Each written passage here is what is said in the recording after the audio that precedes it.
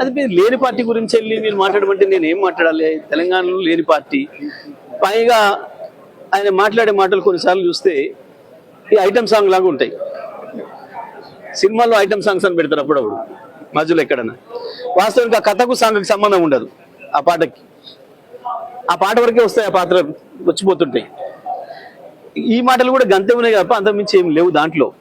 లేనితోటి సృష్టించి ఆయన వచ్చినట్టు నేను ఆపినట్టు, నేను సంగతి చేస్తే చూస్తాను రోజుపేట సంగతి చూస్తాను అన్నట్టు కూడా ఆపినట్టు, వీళ్ళు కథలు డ్రామాలు. ఇద్దరు కాంగ్రెసు, జనసేన, చంద్రబాబు, మోడీ అంత కలిసి ఆడుతున్న నాటకాలు తప్ప ఇలా కొత్తగా ఏం లేదు. ఈ అప్పుడప్పుడు ఇట్లాంటి ఐటెం సాంగ్లు పాడిపోతుంటారు. ఇవి పెద్ద సమస్య కావు తెలంగాణలో, పట్టించుకోవాల్సిన అవసరమే లేదు నా దృష్టిలో వాస్తవానికి. నమస్కారం. జై తెలంగాణ, జై జనసేన. పవన్ కళ్యాణ్ గారి గురించి ఒక ఐటమ్ సాంగ్ లాగా మాట్లాడడం జరిగింది. జగదీశ్వర్ రెడ్డి గారు, మీకు రాజ్యాంగం తెలుసో లేదో ఒకసారి తెలుసుకోండి.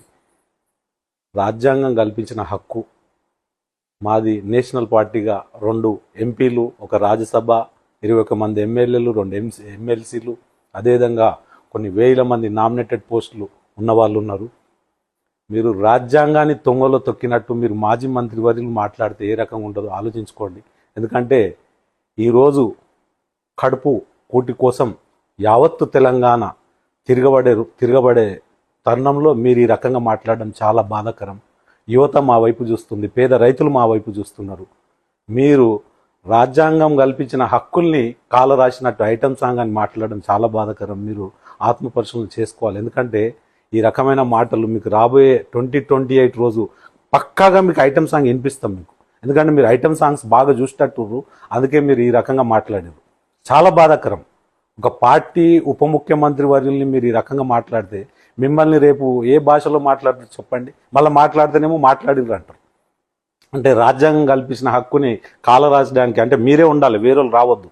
రాజకీయ పార్టీలు మీరే పెట్టాలి, వేరేలు పెట్టవద్దు. ఏమన్నా అంటే అనిరుద్ రెడ్డి ఒకటి, జగదీశ్వర్ రెడ్డి ఒకటి, కవిత గారు ఒకటి, ఇదే పని అయిపోయింది మీకు.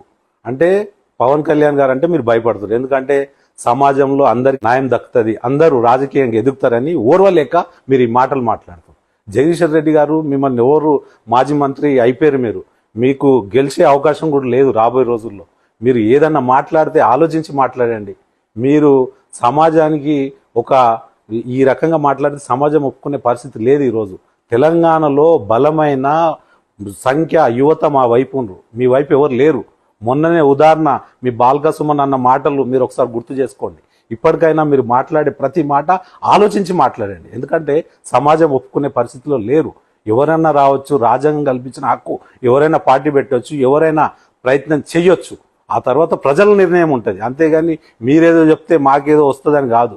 మీరు ఫస్ట్ మీ కాన్స్టిట్యున్సీలో రేపు ఎట్లా గెలవాలి ఆలోచించండి. జగదీశ్వర్ రెడ్డి గారు, ఎట్లా మీరు మళ్ళా గ్రోత్ కావాలి అనేది ఆలోచించండి. అంతేగాని మీరు ఐటమ్ సాంగ్ ఇవన్నీ ఏమవుతుంది, ఒకరోజు మీరు ఏదో టీవీలో కనిపిస్తారు, వెళ్ళిపోతారు, ప్రజలన్నీ గమనిస్తారు. అంటే మీరు బాగా ఐటమ్ సాంగ్స్ చూసేటట్టు రోజు ఇదే పని ఉన్నట్టుంది, మీకు వేరే పని లేదు. ప్రభుత్వం పోయింది, పిచ్చి లేచింది మీకు. ప్రభుత్వంలో ఉంటేనేమో ఏం మాటలు రావు.